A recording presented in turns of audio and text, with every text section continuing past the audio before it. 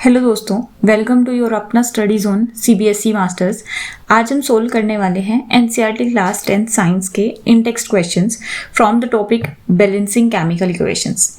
ये टॉपिक बहुत बेसिक है, लेकिन अगर आपका कॉन्सेप्ट क्लियर नहीं होता है तो फिर इसको ये ट्रिकी भी लग सकता है।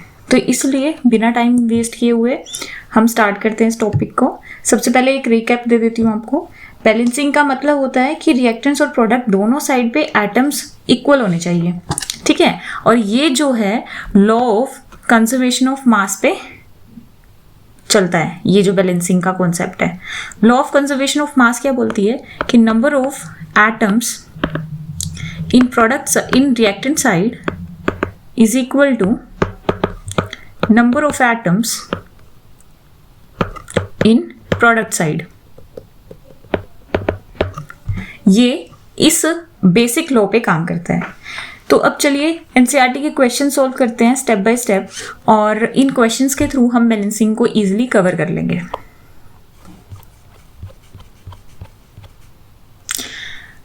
Right the balanced equation for the following chemical reactions. सबसे पहले hydrogen plus chlorine forms hydrogen chloride, और इसको आपको स्केलेटल फॉर्म में या फिर सिंबॉलिक फॉर्म में रिप्रेजेंट करना है।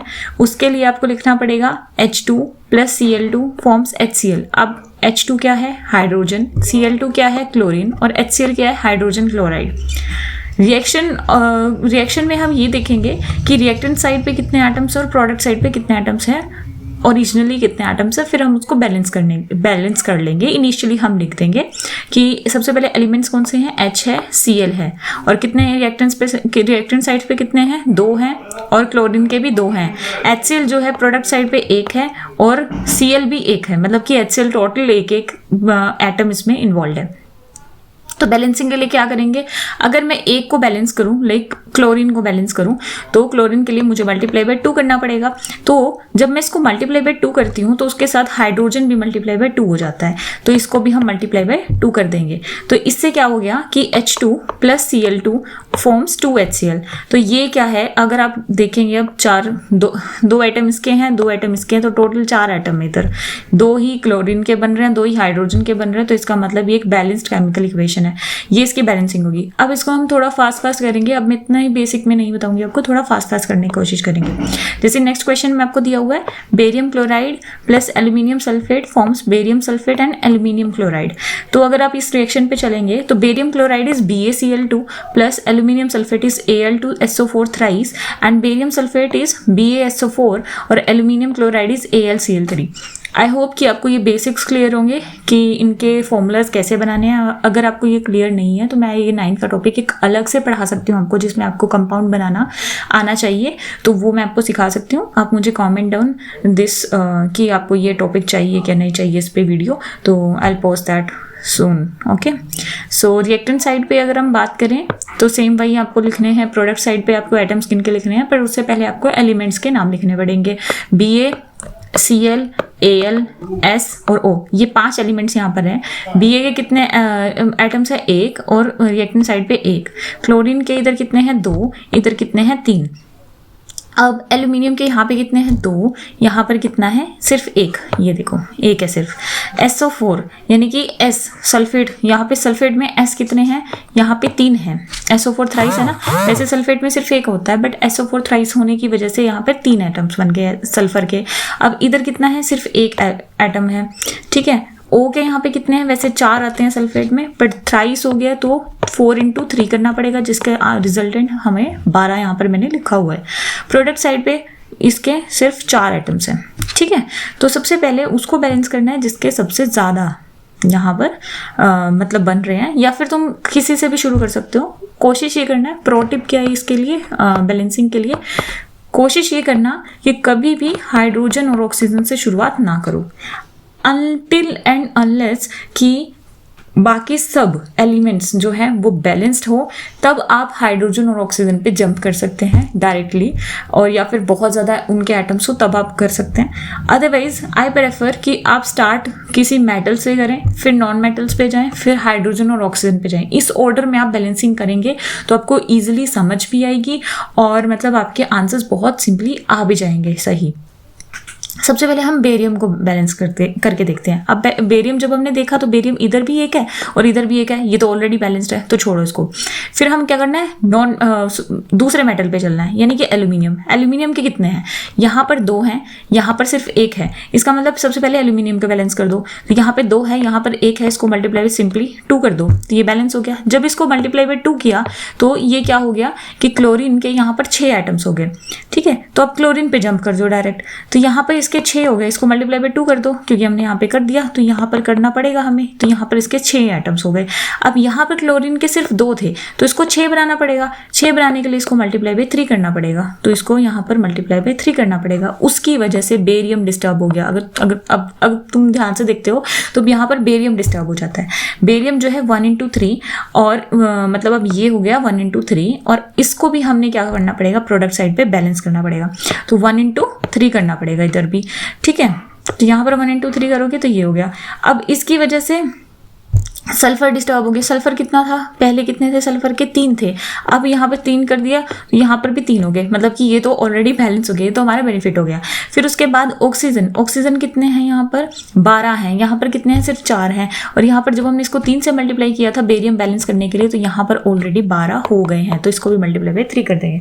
तो अगर आप देखते हो इस ऑर्डर में, अगर आप इस ऑर्डर में चलते हो, लाइक पहले आप मेटल्स को फोकस करो, फिर नॉन मेटल्स को फोकस करो, लास्ट में हाइड्रोजन और ऑक्सीजन पे अगर आप जाओगे तो आप देखोगे कि जब आप मेटल्स और नॉन मेटल्स बैलेंस करने लगोगे ना तो ऑक्सीजन और हाइड्रोजन ऑटोमेटिकली बैलेंस हो जाएंगे, तो आपको ऐसा कोई मूव करने की जरूरत नहीं पड़ेगी।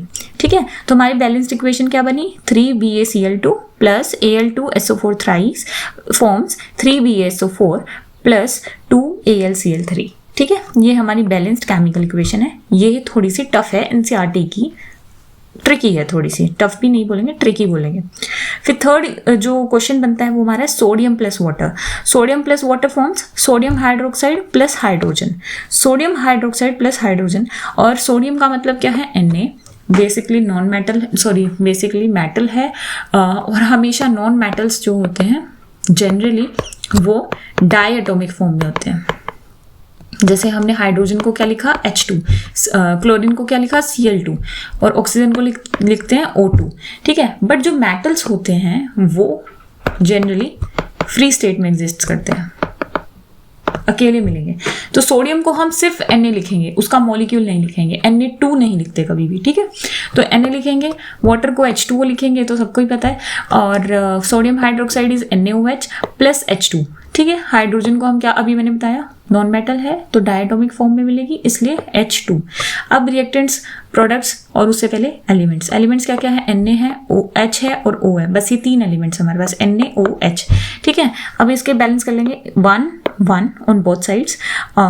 ऑक्सीजन के एक इधर है एक इधर है, हाइड्रोजन का इधर 2 है और इधर 2 इसमें है, ये तो बैलेंस्ड है, बट एक ये रहा, ये एक्स्ट्रा है, तो इसको हम कैसे लिख सकते हैं, एक ये है प्लस 2 है। ये मैंने क्यों लिखा, थोड़ा सा इसको सिंप्लीफाई करने के लिए। अगर मैं यहाँ पे 3 ऐसे लिख देती हूँ तो फिर आपसे बैलेंस नहीं होगा ये, क्योंकि 3 और उसमें आप कॉमन निकालोगे 6 और फिर आप उसको बैलेंस करने जाओगे तो बैलेंस नहीं होगा। तो बेटर इज 1 + 2, और इसको 1 को हम बैलेंस कर देते हैं 1 × 2 करके, दैट इज 2 + 2 यानी कि 4। हम इसको 4 बना देते हैं, यहाँ पे हम 2 लगा देते हैं, इसको 4 बना देते हैं, तो ये 2 है। अब 2 और 4 को बैलेंस करना आसान हो जाता है। ठीक है, तो इसको मल्टीप्लाई बाय 2 कर देंगे, ये कितना हो गया 4।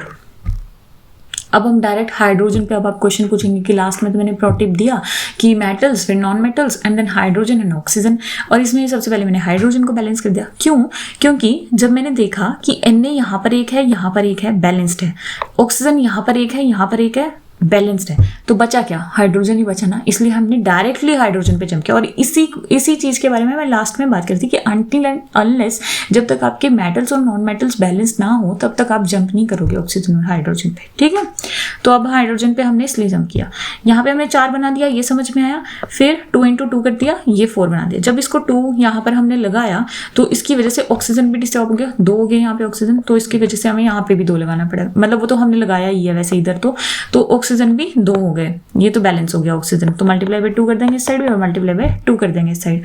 अब यहाँ पर Na, यहाँ पे जब 2 लगा तो Na भी क्या हो गए, 2 हो गए, तो इसलिए हमें यहाँ पे भी क्या लगाना पड़ेगा 2, तो इसको बैलेंस करने के लिए यहाँ पे भी लगाना पड़ेगा 2। तो 2Na plus 2H2O forms 2NaOH plus H2। ठीक है, तो ये हमारी बैलेंस्ड केमिकल इक्वेशन हो जाती है। थर्ड जो क्वेश्चन है उसमें फर्स्ट पार्ट है solutions of barium chloride and sodium sulphate in water react to give insoluble barium sulphate and solution of sodium chloride. और ये मतलब हमारी क्या रिएक्शन बनती है, barium chloride is BaCl2 in water मतलब एक्वस है, Na2SO4 इज सोडियम सल्फेट और BaSO4 is barium sulphate and NaCl मतलब सोडियम क्लोराइड। ठीक है, ये बन गया हमारे, ये सब ने हम एक्वेस लगा देंगे क्योंकि इन्होंने बोला है कि वाटर सोल्यूशन है उनका, वाटर में सोल्यूशन बनाया हुआ है इसलिए। ठीक है, अब इसको बैलेंस करेंगे तो सिंपली Ba और फिर Cl है, फिर Na है, फिर S है, O है, यही है बस इसमें।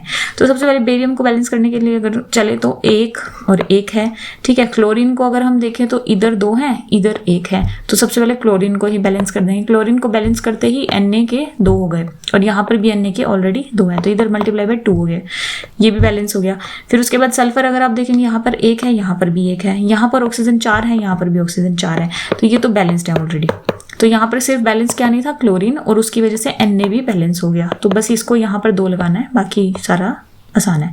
अच्छा, ये जो बेरियम सल्फेट यहाँ पर बना ना, इसके प्रेसिपिटेट्स बनेंगे। प्रेसिपिटेट्स क्या होते हैं, जैसे कोई ये बीकर है और इसमें हमने ये सॉल्यूशन बनाया, तो इसमें कुछ इनसोल्यूबल पार्ट जो है बीकर के मतलब सरफेस पे सेटल डाउन, बीकर के बॉटम में सेटल डाउन हो जाएगी, तो उसको हम उस इनसोल्यूबल पार्ट को हम प्रेसिपिटेट बोल देंगे और उस टाइप ऑफ रिएक्शन को हम प्रेसिपिटेशन रिएक्शन बोल देंगे। ठीक है, लास्ट जो एग्जांपल है वो है sodium hydroxide solution in water reacts with hydrochloric acid solution in water to produce sodium chloride solution and water. ठीक है, तो इसका क्या लिखेंगे, NaOH is sodium hydroxide in water, HCl in water plus forms NaCl plus H2O। ठीक है, इसको balance करने के लिए Na कितना है, 1 है, प्रोडक्ट में Na कितना है, 1 है, Cl कितना है, इधर 1 है और इधर भी कितना है, 1 है, ऑक्सीजन वहाँ पर कितना है, NaOH में 1 है, H2O में भी 1 है, H2 कितने हैं, 1 यहाँ पर HCl का है, 1 NaOH का H है, तो यहाँ पर 2 हैं, यहाँ पर भी 2 हैं। तो ऑलरेडी सारे रिएक्टेंट्स और प्रोडक्ट्स में मतलब जितने आइटम्स रिएक्टेंट्स में यूज हुए हैं उतने ही प्रोडक्ट्स में प्रोड्यूस हुए हैं। तो ये एक बैलेंस्ड केमिकल इक्वेशन है खुद में, तो इसको बैलेंस करने की जरूरत नहीं है, इसमें कोई नंबरिंग की जरूरत नहीं है, ये अपने आप में बैलेंस्ड है। और यहाँ पर हमारे ये क्वेश्चंस खत्म हो जाते हैं। तो दोस्तों स्टूडेंट्स, ये थे सारे questions from NCERT chapter 1 chemical reactions and equations. अगर आपको वीडियो हेल्पफुल लगा हो तो ज़रूर लाइक करना, कमेंट में बताइए कौन सा क्वेश्चन सबसे ट्रिकी लगा, और सब्सक्राइब करें CBSE मास्टर्स को for more helpful videos like this. मिलते हैं नेक्स्ट वीडियो में, till than happy learning and master your words. थोड़ा सा मैं आपको नेक्स्ट वीडियो के बारे में बताना चाहूँगी। नेक्स्ट वीडियो में आपको इन टॉपिक्स पे नेक्स्ट वीडियोस मिलने वाले हैं। हम ओम्स लॉ को कवर करने वाले हैं। ओम्स लॉ में हम थोड़ा सा मतलब इलेक्ट्रिक पोटेंशियल और करंट के बारे में पढ़ेंगे। फिर हम रेजिस्टेंस के बारे में पढ़ेंगे, resistance in series and resistance in parallel.